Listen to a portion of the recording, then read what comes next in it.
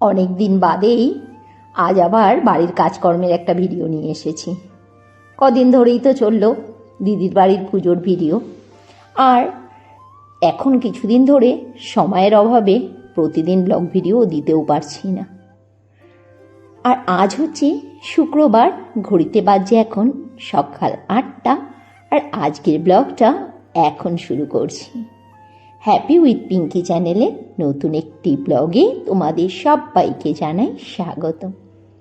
তোমরা সবাই নিশ্চয়ই খুব ভালো আছো, সবসময় তোমরা ভালোই থেকো, পরম ঈশ্বরের কাছে এটাই প্রার্থনা করি। আর আজই যদি প্রথম আমার চ্যানেলে এসে থাকো তাহলে প্লিজ চ্যানেলটি সাবস্ক্রাইব করে পাশে থেকে যেও, আর একটা লাইক করতে একদমই ভুলো না। প্লিজ একটা লাইক করে দিও আর কমেন্টস করে বলো। আর আজ জানো অনেক দিন বাদে রোদ উঠেছে, আর যেমনি না রোদ উঠেছে লেগে পড়েছি। বাড়ির যত জামা কাপড় রয়েছে সেগুলো সব রোদে দিয়ে এসেছি, আর বিছানার চাদর টাদরগুলো পাল্টে দিলাম।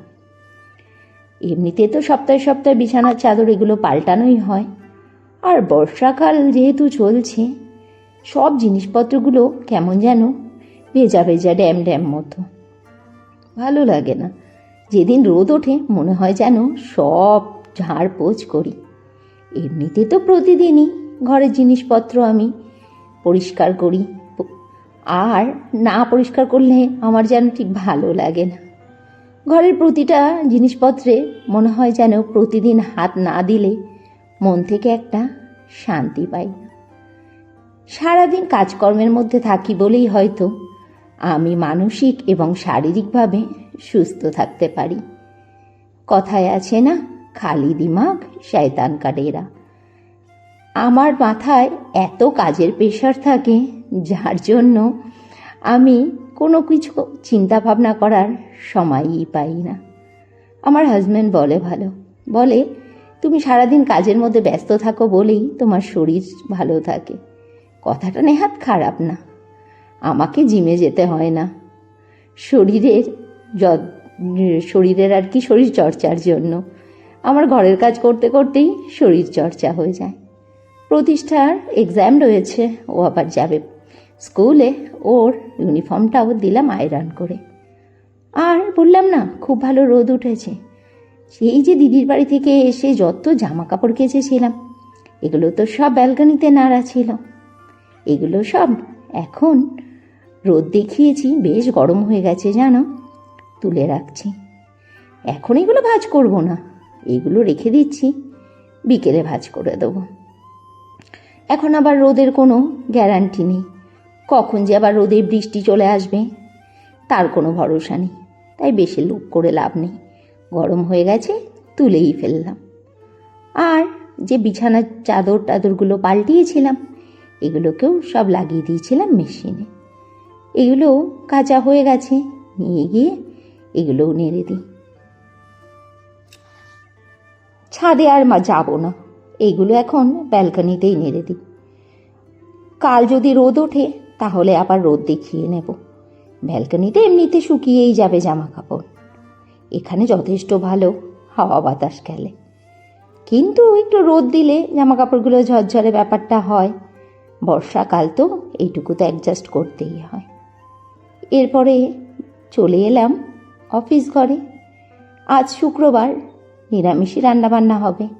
আমরা তো শুক্রবারে ভেজ খাই, যেহেতু আমরা অনুকূল ঠাকুরের দীক্ষিত। বড়া ভাজা করছি। ছেলে মেয়ে বড়ার ঝোল খেতে একদম পছন্দ করে না।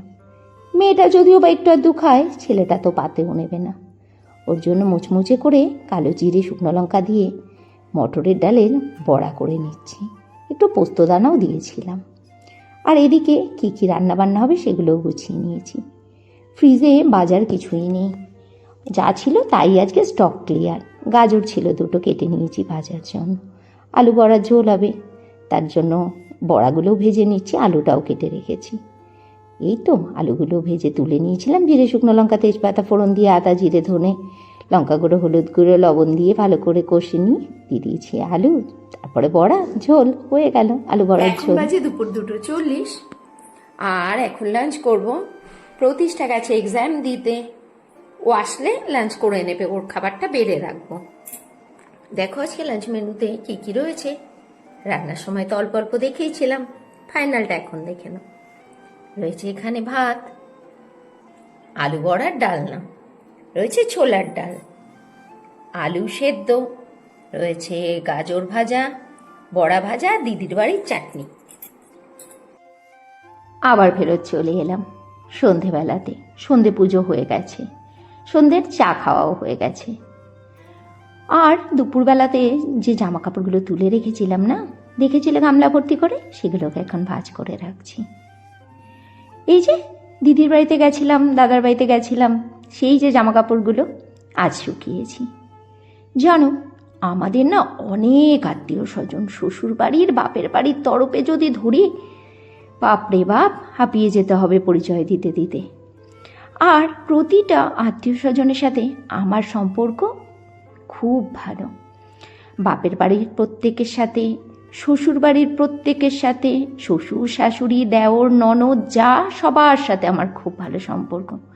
আর বাপের বাড়ির কথা আলাদা করে নাই বা বললাম, ভাই, ভাইয়ের বউ, দাদা, দিদি, মাসি, প্রত্যেকের সাথে, আমার জ্যাঠার মেয়ে থেকে শুরু করে পিসির ছেলে মেয়ে, সবার সাথে আমার খুব ভালো সম্পর্ক।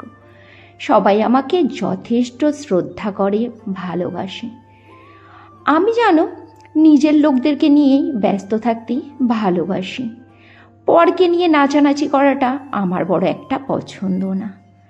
আমার একটা ছেলে, একটা মেয়ে, ব্যাস, এই দুজনাই আমার সন্তান। ওই পাড়া প্রতিবেশী, রাস্তাঘাটের জানাশোনা লোকজনকে আমার ছেলে, আমার মেয়ে, এইগুলো বলার মতো বাজে অভ্যাস আমার নেই। ছি, নিজের সন্তান থাকতে পরকে নিয়ে কেন এই সমস্ত কথাবার্তা বলবো? ভাই, আমি আমার ছেলে মেয়েকে আমার নিজের ছেলে মেয়ে বলি। আপনজনকে ছেড়ে যেদিন পরকে আপন বলে মনে হবে না, সেদিন ধরেই নিতে হবে যে আমার পতন নিশ্চিত। নিশ্চিত কি, পতন হয়েই গেছে। নিজের সন্তানকে যদি বুকে আগলে না রাখতে পারি, পরের সন্তানকে ছেলে মেয়ে কি বানাবো? ওগুলো হচ্ছে লোক দেখানো, নাটক। না, ওই সমস্ত নাটক আমার দ্বারা হবে না।